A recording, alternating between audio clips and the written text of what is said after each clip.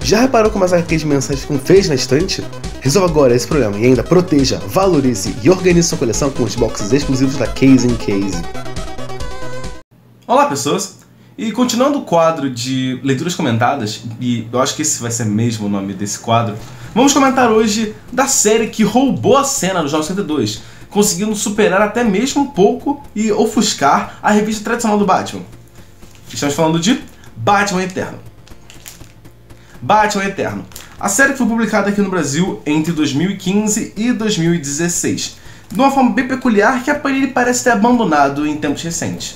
Bom, no vídeo de hoje comentaremos do número 0 até o número 25, ou seja, comentaremos metade da série e logo mais comentaremos o resto da série.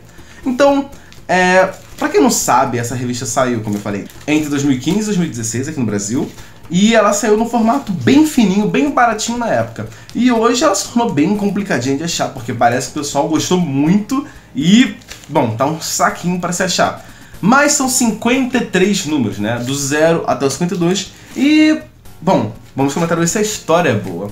A premissa dela é bem simples, mas intrigante. Mais um dos vilões do Batman tá aprontando em Gotham. O Professor Porco tá no meio de um tiroteio com a polícia e o Batman tá indo pra cena. Quando os capangas começam a fugir e o próprio Professor Porco também começa a ir desesperada, o comissário de polícia Gordon e o Batman começam a ir atrás dos malfeitores. Então Jim Gordon vai atrás de um deles até uma linha do trem. E vendo que o homem tá armado, começa a ameaçar ele, falando pra ele largar a arma e tal, e dá um tiro de aviso. Porém, o tiro pega numa caixa de fusíveis e desliga toda a comunicação entre os trens. Então, os trens vão se aproximando, o Batman tira o Gordon da linha do trem e os trens, que estavam em horário de pico em Gotham, batem.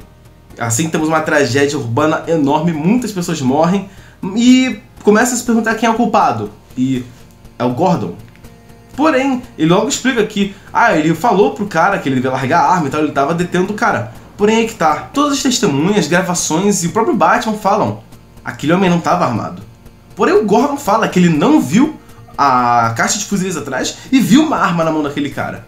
Porém, por conta da atitude do Gordon ter causado tudo isso, ele é preso e vai a julgamento. Então a série começa justamente nisso, que o paladino da justiça de Gotham é preso. E apesar dessa uma premissa bem simples, concordamos que ela é interessante, né? Aconteceu alguma coisa com o Gordon e, bom, ele vai preso, né? Será que ele teve alguma coisa na cabeça dele? Ele deu uma surtada? O que aconteceu com ele? Bom, isso vai ser desenvolvido ao longo da revista. Porém, apesar dessa premissa ser simples, logo ela tem vários desdobramentos a partir desse ponto inicial. Primeiro temos o próprio Batman tendo que lidar com a falta do Gordon, porque assim que o Gordon sai de cena, um dos policiais que era, bom, digamos, adversário a ele, né, tinha umas opiniões meio controversas a do Gordon, assume o status de delegado interino até o fim das investigações, por indicação do próprio prefeito de Gotham. Porém, o prefeito de Gotham também tinha um rabo preso com um grande chefe do crime de Gotham, que logo retorna à cidade depois de passar um tempo na Ásia. Porém, tem alguma coisa estranha rolando no asilo Arkham. E, bom, alguém vai ter que investigar. Enquanto que a Bárbara Gordon, a filha do Gordon, também conhecida como Batgirl, não aceita que o pai dela tenha surtado e causado isso por si só. Então ela começa sobre a investigação. Enquanto que o Pinguim se prepara para a chegada desse novo líder do crime em Gotham e começa também a juntar aliados para o que parece ser uma sangrenta guerra de gangues. Então você repara que, a partir desse ponto, dessa mínima coisa que é tirar o comissário Gordon da jogada, bom, milhares de coisas começam a acontecer em Gotham. E por isso que essa é uma série épica do Batman, porque vai acabar afetando o Batman, praticamente toda a Bat-família, praticamente todos os vilões urbanos do Batman e muito mais, vários personagens que às vezes estão um pouco periféricos da própria figura do Batman. E essa é a graça da revista. Então primeiro a gente tem uma parada assim meio estranha, né? Revistas longas de super-heróis geralmente tem arcos próprios, né? Tem uma historinha, ela acaba, começa outra. Mas não, essa revista, né? 52 revistas contando uma única história. Um arco de história que se desenvolve em 52 números. E vou começar logo falando isso, ele desenvolve muito bem. Essa história tem tantas reviravoltas, tantas revelações e tantas coisas acontecendo que, cara, realmente essa revista é só pra essa história e não faria sentido ter outras histórias no meio dessa revista. O roteiro é do Scott Snyder com o James Tynion IV. Os dois já trabalharam no Batman em diversas situações e no futuro serão encarregados seriam encarregados de outras revistas da DC. O próprio James Tynion ficou responsável pelo Detective Comics do Renascimento, que viria a sair alguns anos depois, e o Scott Snyder fez mais revistas do Batman, toda hora sendo sua despedida, e no final ele acabou indo para a Liga da Justiça e parece que vai ficar na DC por um bom tempo. Mas, apesar da história ser desses dois, não são eles que roteirizam todas as revistas. Tem algumas revistas que são eles, mas na maioria das vezes são outros artistas que ficam responsáveis por cada revista. E esse é um dos pontos fracos da revista, porque várias vezes vão trocar o desenhista, né? Não é um desenhista para a história. São uns 8, 9, são muitos desenhistas, né? Eu não vou conseguir falar agora a lista deles, mas são vários e às vezes alguns não combinam com a história, né? Fica uma parada meio esquisita. Porém o foco aqui é a história e ela é maravilhosa. Porém, a revista Zero dá um panorama muito esquisito do futuro, em que a Pássaro Azul, a Harper Row, que é a minha personagem favorita do universo do Batman, e constantemente as pessoas esquecem de que ela faz parte sim da Bat-família, tá? E essa história seria justamente a origem dela e de outras personagens. Então na revista Zero a gente tem um panorama bizarro. A Harper tá andando no meio da noite depois do toque de recolher que foi instaurado em Gotham. E a polícia para ela diz uma senha e ela é levada a um clube noturno cheio de figuraços de Gotham, muito esquisito. Então, depois que percebem que a senha que ela deu foi vencida há alguns dias, ela acaba sendo levada a um cara que vai resolver os problemas dela. Então logo Batman se revela e eles começam a atacar o puteiro no clube, até que a gerente do clube aparece e não é ninguém menos que Selina Kyle, a Mulher Gato. Então, essa revista Zero dá um panorama do futuro esquisitíssimo, sabe? Você fica muito intrigado com o futuro. Então logo depois, na revista número 1, a gente realmente tem o início da história, que é com a chegada desse oficial Bard na cidade. Ele foi indicado pelo próprio comissário Gordon a participar do turno da noite. E, bom, ao que tudo indica, ele é como Gordon, né? Ele confia na cidade e acredita que tem como ela melhorar. E ele vai fazer o possível para que ela se torne o que ela deveria ser. Limpar um pouco o crime das ruas. Então tem toda essa parada que eu falei, do trem dessa parada toda rolando, e o Gordon vai preso. Então a revista número 2 já trata do Gordon sendo preso e as repercussões disso dentro da delegacia, dentro da corporação policial e nas próprias ruas da cidade de Gotham. Porque a sociedade conhece o Gordon e fica estranhada quando ele vai preso. Algumas pessoas ficam falando, nossa, o que aconteceu com ele? Enquanto outros falam que já sabiam que ele não é tudo isso e tudo mais. Então, o número 2 é uma repercussão de como isso rolou. Já o número 3 é que começa, de fato, a guerra de gangues. E logo ficamos sabendo que o comissário interino, que fica assumindo o cargo do comissário Gordon, ele tem rabo preso com um grande chefe do crime, que, bom, no início da série é dado como um mistério, mas logo é nos revelado que é o Carmine Falcone, que voltou à cidade depois de passar 5 anos na Ásia, resolvendo assuntos na China.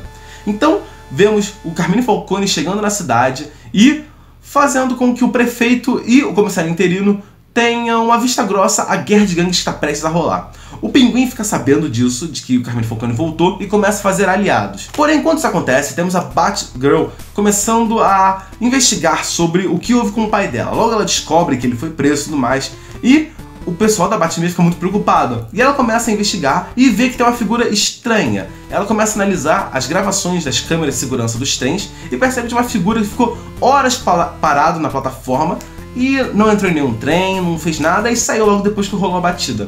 Então ela vai atrás dessa figura e segue ele até o Brasil. Em outro ponto da Bat-família temos o Robin Vermelho investigando um surto de uma doença que está rolando no Narrows, que é onde mora a Harper Row.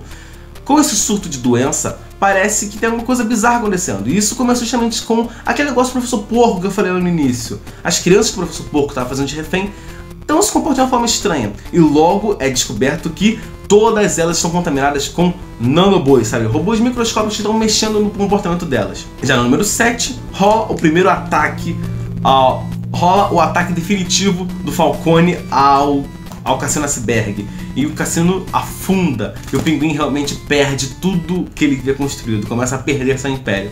Enquanto que começa a investigação no Arkham. Vários internos começam a se queixar de muita coisa estranha rolando, e surge o portador do espectro, que é esse cara que eu esqueci o nome, acho que é James o nome dele, e ele pede ajuda do Batman para investigar, mas o Batman está ocupado com toda a guerra de gangues rolando e logo pede para que o Batwing vá investigar com ele. Então temos mais um grupo investigando outra cena de Gotham. E parece que realmente tem alguma coisa sobrenatural bizarríssima rolando nos fundos do Asilo Arkham. Partindo para o número 8, a guerra de gangues se intensifica e a polícia realmente começa essa caça ao Batman. O comissário interino começa a libertar todo criminoso que o Batman prende, enquanto começa a fazer os movimentos para prender o Batman. E o Batman só se salva porque o oficial Bard ajuda ele, né? Ele faz uma emboscada para ele no telhado do DPCG, e ele só sai de lá porque o Bard ajuda ele.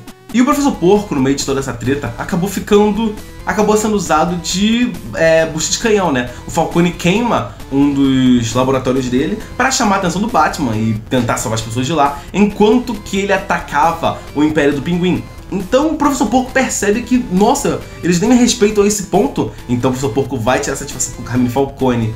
E tem uma cena bem tensa em que o Falcone, a Mulher Gato, o Professor Porco, o Batman e a polícia estão todos invadindo o prédio do Falcone ao mesmo tempo.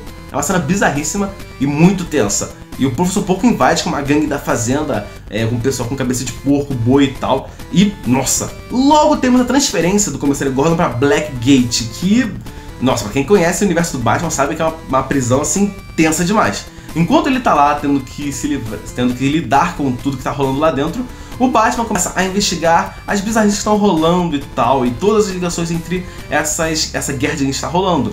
Porque o Carmine Falcone tá atacando depósitos de arma e dinheiro do Pinguim, enquanto que o Pinguim, junto com o Máscara Negra e o Tubarão Branco, vão tentando acabar com o tráfico do Falcone. E o tiroteio começa a pegar solto. E no meio desse tiroteio, uma garota tá voltando pra casa quando ela percebe que o pai dela é um super vilão e ele tem um plano bizarro pra acabar com Gotham.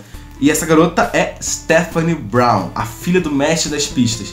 E, bom, ela não tem mais pra onde ir, então ela começa a se refugiar e tentar publicar na internet todas as coisas que ela sabe sobre o plano do pai dela. A investigação de Batgirl começa a ir pra América do Sul, pro Brasil. E é um pouco esquisito porque os nomes dos personagens do Brasil, na verdade, parecem muito mais nome espanhol. E o Capuz Vermelho é encarregado de segui-la, porque ela tá levando isso tudo pro lado muito pessoal. E, bom, ele começa a seguir ela porque ele sabe o quanto que a raiva pode levar alguém pro lado errado das coisas. Então começa a investigação do Capuz Vermelho e da Batgirl e da Batwoman no Brasil, numa fábrica de brinquedos. Porém, as coisas começam a ficar um pouco mais tensas e, bom, perigosas pro Batman quando o Alfred é atacado na Batcaverna. Então, mais um membro da Batfamília é alvejado e, bom, ao que tudo indica agora, tem alguém por trás de tudo isso acontecendo. Porque o Falcone revela que ele foi avisado de que o Gordon ia sair da jogada. Então, bom, o Falcone é uma peça só no tabuleiro, mas tem outra pessoa movendo os peões. E o Batman agora tá interessado em saber quem é essa pessoa. E com esse ataque ao Alfred, parece que a pessoa que está comandando isso sabe quem é o Bruce, porque atacar o Alfred na mansão Wayne é uma parada muito específica para isso tudo acontecer. Depois temos a Mulher Gato sendo chamada a Blackgate por um dos traficantes lá de dentro. E, bom, parece que o Rex Calabrese, ou Calabrese, que era o antigo chefe do crime em Gotham, começa a avisar ela de que, olha, com essa guerra de gangues vai acontecer coisas muito bizarras e é melhor que alguém tome o controle da situação. E você, Selina Kyle, é a herdeira do Império de Rex Calabrese e você precisa tomar conta da situação. Então as peças começam já a se encaixar para que aquele futuro bizarro que a gente viu no Batman Eterno Zero comece a acontecer. E, para terminar, temos a spoiler surgindo, porque Stephanie Brown continua publicando suas revelações sobre os planos do Mestre das Pistas nos sites e nos fóruns, mas parece que ninguém tá levando muito a sério. Então ela vai ter que tomar providências ela mesma. E assim temos o surgimento da spoiler com essa roupa improvisada e enfrentando o pai dela. Olha, eu não sei se vocês perceberam, mas muita coisa acontece em 25 números, 26 na real, né? E, bom, eu tentei dar um panorama rápido, resumir bem a historinha, comentar com vocês, mas realmente a narrativa dessa história é muito boa e esse início, nessa primeira metade, é justamente isso. Tem um ponto que é o Gordon saindo de tabuleiro e temos depois as tramas se desenvolvendo, se espalhando e se abrindo cada vez mais. E tudo isso com consequência do Gordon saindo da jogada. E eu acredito que a partir de agora teremos as coisas começando a se encaminhar para um ponto só, para esse grande vilão, para essa grande figura que está controlando tudo das sombras. Enquanto o Batman começa a ficar confuso porque o Alfred foi atacado, a Batgirl está sendo controlada pelo mestre dos brinquedos, o Capuz Vermelho não sabe o que fazer com a Batgirl, a Spoiler está atacando o pai dela e a guerra de gangues estourando em Gotham de fato. Então, Esses 26 números deram um gosto muito bom a essa revista. Realmente é grandioso, é uma aventura de investigação do Batman em Gotham City, urbana do jeito que a gente gosta. E sério, cara, é difícil agora saber dizer qual é melhor, essa revista ou a tradicional do Batman. Provavelmente eu vou saber dizer de fato quando eu terminar essa série, mas cara, é uma revista que você não vê o tempo passar, você vai lendo, você quando você repara já tá no 10, daqui a pouco você tá no 20, e você continua e você quer ver logo como isso aqui vai acabar. Mas só por esses 26 números eu já posso dizer pra vocês, se derem, se conseguirem, vão atrás dessa revista, porque ela é muito boa. Só tem esse ponto negativo de que, cara, o artista não é regular, né? Então tem artistas muito bons e artistas não tão bons, então... sei lá, eles deviam ter feito uma divisória melhor, né? Cada artista se focando em uma face da história, mas a divisão não foi tão bem feita e tal. Então, só isso que eu tenho a dizer sobre um ponto negativo dessa revista. Fora isso, ela é muito boa. Eu recomendo a todo mundo que gosta de aventuras urbanas, da Bat-família e do Batman. E logo voltaremos aqui para comentar se essa revista faz sentido, se ela faz jus ao nome Batman Eterno. Então, espero que você tenha gostado desse vídeo, que você tenha ficado interessado em conhecer essa revista e volte aqui no canal logo mais para vermos a conclusão dessa revista quando terminarmos de ler todos os 52 números. Então, é isso. Eu vejo você no próximo vídeo e... falou!